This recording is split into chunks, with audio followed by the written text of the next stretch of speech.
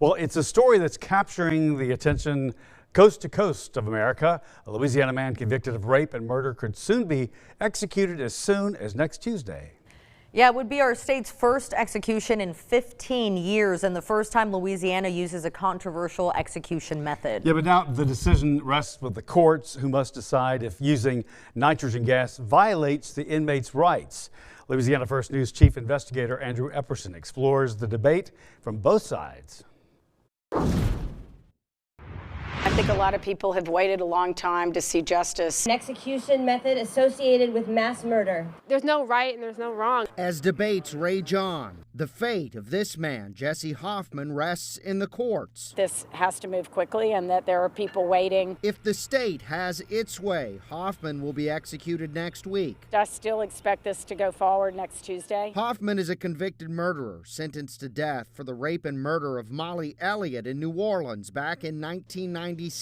Investigators say the then 18-year-old kidnapped Elliott, forced her to withdraw $200 from an ATM, took her to a remote area, and executed her, leaving her naked body behind. This is the justice that was promised to these people under the law of Louisiana. For some, the death penalty itself is the issue. I think the death penalty is one of the biggest stains on us as a society. For others, it's the method. Hoffman could be the first person in Louisiana executed by nitrogen hypoxia. Today, you can honor that oath and remove the hurdles so that justice can be served. Nobody's been executed in Louisiana in about 15 years because of legal battles and a shortage of lethal injection drugs. But a new law signed by Governor Jeff Landry paves the way for nitrogen gas. We made an oath to uphold the laws of our state. A brief summary on the state's website details the process. A mask goes over an inmate's face, and oxygen is replaced by nitrogen gas. Medical officials say the inmate loses consciousness and dies. And that's the reason why the state of Alabama had to act last night. Alabama has executed 3 people with nitrogen gas, and officials there say the process went as expected. It was horrific. But a man who stood just feet away from the first American executed this way says it went differently. They compared Kenny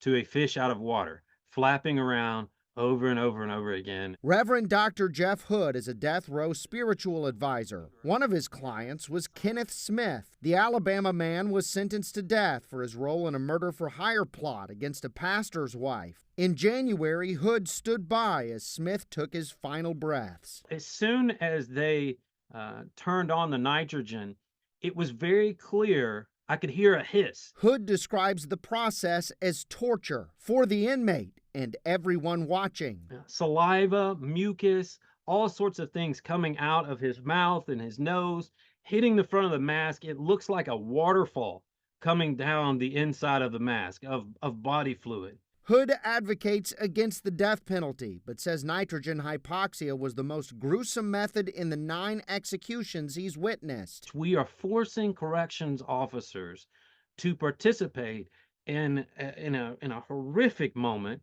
We're asking journalists to go in there and document a horrific moment. The courts are now deciding whether nitrogen hypoxia matches Hood's description. District Court Judge Shelley Dick issued a preliminary injunction Tuesday, halting the execution. The ruling questions whether gassing violates 8th Amendment rights. There are people waiting essentially to grade her papers. Attorney General Liz Murrill filed an appeal Wednesday saying these questions have already been answered. I think this is just a last-ditch effort to avoid the execution. Murrill says she expects more executions to happen in Louisiana this year, and Hoffman's will be the start of delivering justice to families. I'm still expecting it to go forward. An execution drumming up the voices of many. This is one of the more horrific methods. Remove the hurdles so that justice may be served. It'll ultimately be up to the courts. In Baton Rouge, Andrew Epperson, Louisiana First News.